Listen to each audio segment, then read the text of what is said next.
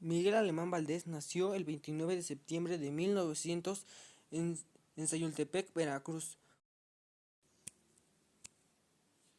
Fue el primer hijo del matrimonio entre Miguel Alemán González y doña Tomás Valdés Ledesma.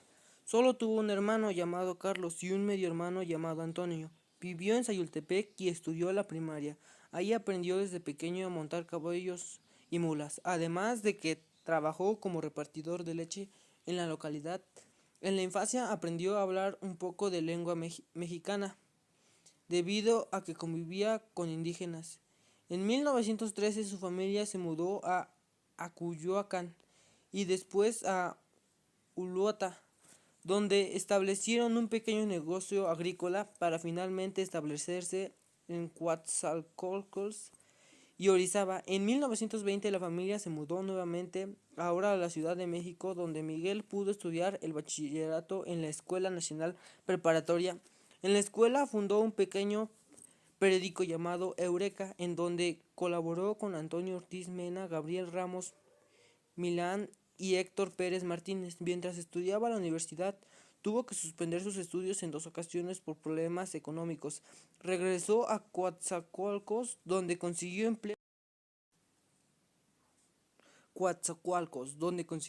en la empresa petrolera El Águila. Ahí aprendió inglés el 29 de junio de 1928.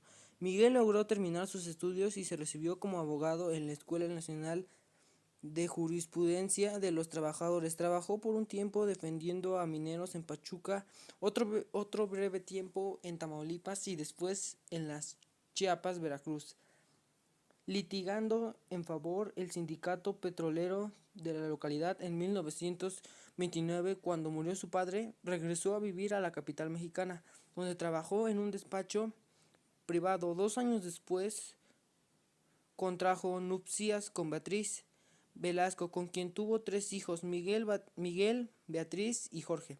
Después de un breve tiempo trabajando para la Secretaría de Agricultura y Fomento, decidió abrir su propia firma de abogados, con sede en la calle Humboldt. Su vida política inició desde 1929, aunque no despegó sino hasta 1933, cuando coordinó la campaña presidencial de Lázaro Cárdenas en Veracruz. En 1935 se postuló con el PNR a senador de la República por Veracruz, ganando la elección de junio de 1936. Mario Fabio Altamiro Flores, candidato a la gobernatura de Veracruz, fue asesinado mientras estaba en el café de Tacuba en la Ciudad de México. Por ello, el PNR se quedaba sin candidato para ese cargo, a lo que la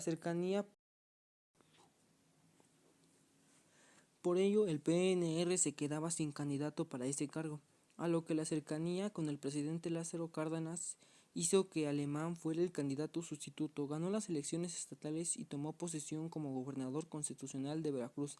El 1 de diciembre de 1936, su obra como mandatario de Veracruz se enfocó en la modernización de la administración pública local, la finalización del conflicto religioso, permitiendo la reapertura de iglesias en el estado, y la unificación campesina como la exploración petrolera. Encabezó el bloque de gobernadores que alababan la decisión del presidente Cárdenas. En abril de 1939, Alemán dejó la gobernatura de Veracruz para convertirse en coordinador de la campaña presidencial de Manuel Ávila Camacho. Ahí mostró grandes habilidades políticas, generando las estrategias para el triunfo electoral. Al tomar posesión de la presidencia, Ávila Camacho lo nombró secretario de Gobernación. El 1 de diciembre de 1940, en su tiempo al frente de la Secretaría, impulsó al turismo, el cine y la regeneración penitenciaria. Su gestión fue bien calificada, a pesar de ser implicado en algunos asuntos que atentaban en contra de la libertad de prensa. Al llegar el momento de la sucesión presidencial, el Partido de la Revolución Mexicana tenía 2 posibles candidatos: Máximo Ávila Camacho, hermano del presidente, y Miguel Alemán. Máximo muere independientemente en febrero de 1945, dejando el camino libre al licenciado Alemán Valdés para ser el candidato del recién nombrado Partido Revolucionario Instituto. Las elecciones se llevaron a cabo el 7 de junio de 1946, triunfando el licenciado Miguel Alemán con el 77% de los votos a su favor sobre los candidatos Ezequiel Pandillas Española de la coalición del Partido Democrático Mexicano y el Partido Acción Nacional, que obtuvo el 19% de votos. Enrique Calderón del Partido Popular Nacional de la coalición revolucionaria con el 1%. Y Agustín Castro, que tuvo una votación del 1.28%. Tomó posesión de la presidencia de México el 1 de diciembre de 1946 en una ceremonia realizada en el Palacio de Bellas Artes. El gobierno de Alemán estuvo marcado por profundas diferencias de hacer las cosas contra los dos sexenios anteriores en la política interna. Logró conciliaciones entre trabajadores y empresarios, aunque estos acuerdos no beneficiaban a la clase obrera, proporcionando el desarrollo del capitalismo. Modificó el artículo 27 constitucional para permitir que los grandes propietarios de tierra pudieran tener más al interior la Confederación Nacional de Organizaciones Populares, por sus siglas, para coordinar el sector popular, además de que sirvió como instrumento para que las clases gobernantes se repartieran diputaciones, gubernaturas y senadurías. También que el presidente Miguel Alemán se unió a la política estadounidense del anticomunismo, por lo que en sus sexenios se hostigó a intelectuales y políticos con ideas marxistas. Aunque el país vivió en un profundo proceso de industrialización en el que se mejoraron las vías férreas y las carreteras, la diversidad